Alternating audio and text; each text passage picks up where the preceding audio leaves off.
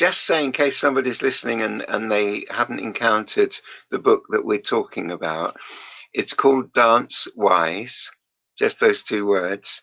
It was published in October just last year, and it's got a number of dimensions representing my own personal experience over a few decades of group work and quite a lot of other teachers teaching dance in the community with specific groups like recovering addicts, stroke, people recovering from strokes, young children, people who are being supported through trauma.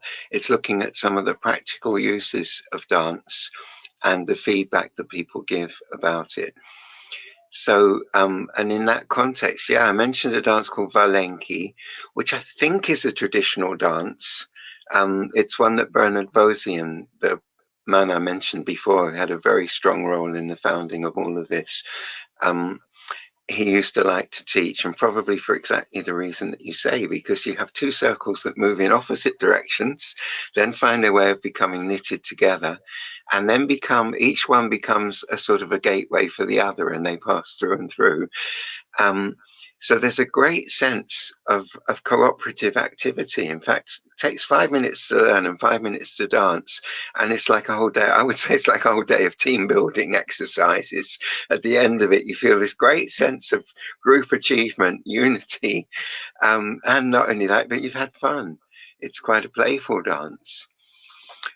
And there are other dances that have to do with, for example, the person at the leading end of the line, it flips around and they become the tail, and the person at the other end of the dance becomes the leader.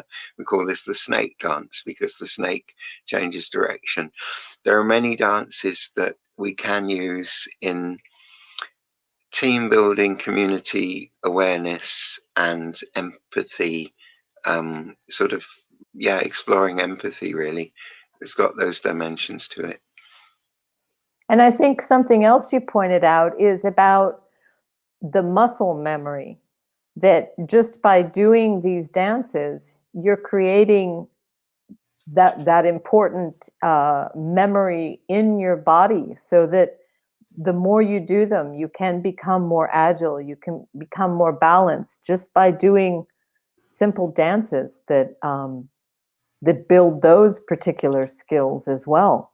Absolutely. The ability to change direction, not only in the dance, but in life. A big one for me, and this is, it's almost like a feature of the old folk dances and much less a feature in contemporary and ballet.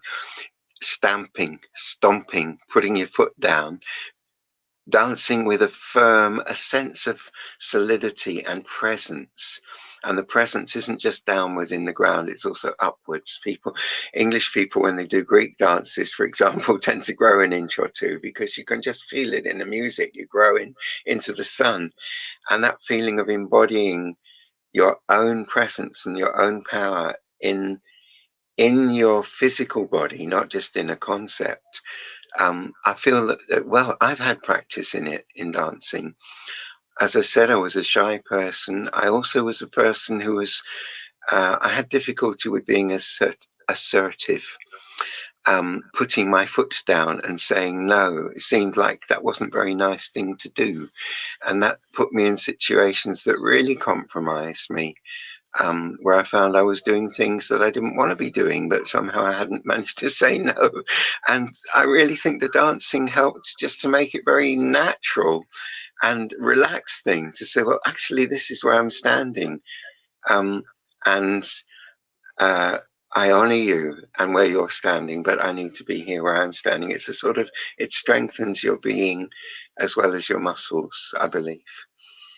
And I think that is a healing dance. And I never saw it that way. This is what I got from your book. For me, healing dance, if I'm talking about healing dance related to the kind of dance I'm doing, it's always more about moving something through your body, maybe moving the energy through your body to remove a blockage, or to, as we were talking about emotions, to let emotions kind of flow through your body. But I never thought about that aspect of muscle memory and practicing different things, that how stamping your feet could be cathartic or really good for people, as you were saying, who are unassertive or who are angry. And that never Absolutely. occurred to me that we could actually build those skills of how to do different things that maybe we aren't good at, like being assertive, that we could actually build that through a dance. I found that fascinating. I'm so glad. And to me, it has an emotional counterpart because in our mind's eye, when we dance different dances, we become a mountain, a tree, a river. So whichever qualities are maybe not so developed or explored in us, we have a chance to explore them. We're exploring the whole landscape of our own emotions. What you were saying about the cathartic aspects of movement, I love that too. I love the fact that we can shake out and stretch out a lot of our not just physical tensions, but actually stuck attitudes. Heavy emotions can be freed through movement. And we tend to breathe much more deeply when we dance, and that's another aspect of emotional release. Everything seems to support everything else. I mean, I know I'm a bit of a born again dancer, having come from a sort of shy, somewhat disembodied youth. I'm really a bit. I try not to be, but I get a bit evangelistic because it's meant so much to me, and I see other people. Um, Move from places where they seem to be feeling very heavy and sad into a place where they're feeling more connected with their own integrity and with the community.